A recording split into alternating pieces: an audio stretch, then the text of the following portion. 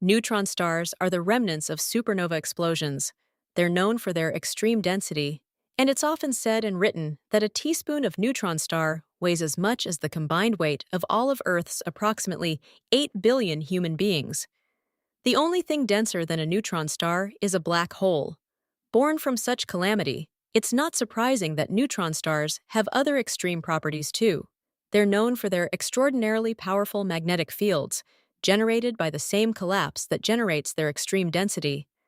Researchers are exploring a link between these magnetic fields and what happens to neutron stars when they merge.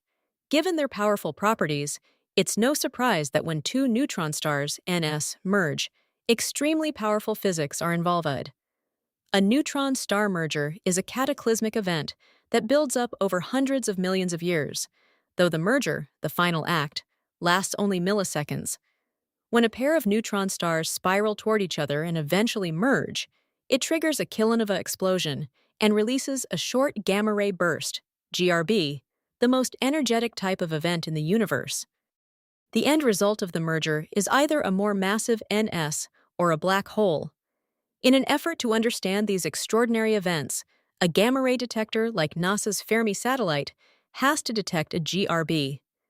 Then astrophysicists take the data from that detection, gather any other observations like gravitational waves, and piece together what happened.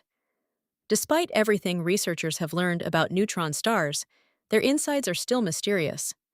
It's the realm of theory over observation. But when a pair of neutron stars is about to merge, their churning, interacting magnetic fields could be a window into their mysterious interiors. Just before neutron stars crash, the highly magnetized, plasma-filled regions around them, called magnetospheres, start to interact strongly. We studied the last several orbits before the merger, when the entwined magnetic fields undergo rapid and dramatic changes, and modeled potentially observable high-energy signals. The researchers used supercomputer simulations to investigate the magnetosphere interactions and what electromagnetic signals might be emitted. The researchers used NASA's Pleiades supercomputer to simulate the merger of two NS with 1.4 solar masses each. The primary goal was to watch the pair's magnetic fields.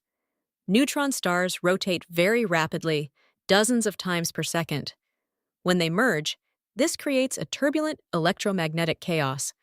Skiathas and his fellow researchers focused on the final 7.7 milliseconds of the in-spiral, right before the merger itself. In simulations, the magnetosphere behaves like a magnetic circuit that continually rewires itself as the stars orbit. Field lines connect, break, and reconnect, while currents surge through plasma, moving at nearly the speed of light, and the rapidly varying fields can accelerate particles. Following that nonlinear evolution at high resolution is exactly why we need a supercomputer. Explaining everything in this figure would mean plunging deeply into a rabbit hole. But it's basically showing how different alignments of the pair of neutron stars affects the magnetic fields. Above each column is a box with two arrows, illustrating different alignment configurations simulated in the work. Each row represents a different time in the merger, as indicated in a box on the right of each row. The complicated entwined magnetic fields are clear to see. The question is, what electromagnetic signals did all of this chaotic, energetic activity send? The simulations show that the powerful forces involved can eventually produce photons that reach TeV-PeV energies in the last approximately milliseconds when the magnetic fields are at their strongest. Those are extreme gamma-ray energies, which would imply that gamma-ray observatories could detect them. But the simulations also show that these high-energy photons are unlikely to escape, while less energetic photons can. Strange things happen in the chaos that surrounds merging NS. Fast-moving electrons can emit powerful gamma rays through what's called curvature radiation. This happens when electrons reach relativistic speeds and follow curved magnetic fields. The resulting gamma-ray photons can then interact with the magnetic field and change into a pair of particles, a positron and an electron. This means that these extremely energetic gamma rays can't escape and be detected. However, analysis of single photon magnetic pair production suggests that these photons are unlikely to escape. with the megavolt band emerging as a promising observational window for precursor high-energy emission. That means that some lower-energy gamma rays and some X-rays could be detected during the buildup to the merger. The ability to sense these signals depends somewhat on the observer. This screenshot from the simulations shows a pair of neutron stars as they merge. The brighter colors are where the highest energy emissions originate. Some of these gamma-ray photons are trillions of times more energetic than optical light, but according to the research, none of them can escape. The curved magnetic fields convert the photons to a pair particles, a positron and an electron.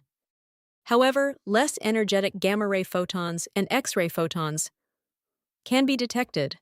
The simulations revealed more than just what signals we can hunt for in the cosmos. They also revealed more details of how the complex magnetic fields behave in a NS merger. These fields exert force on the surface of the stars, though that force is weaker than gravity. But these forces could affect the other signals that we detect from NS mergers. Gravitational waves. Such behavior could be imprinted on gravitational wave signals that would be detectable in next-generation facilities.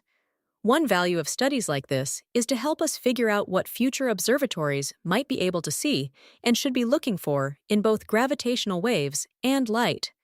These results suggest that the pre-merger magnetospheric state plays a crucial role in shaping the overall evolution of EM luminosity.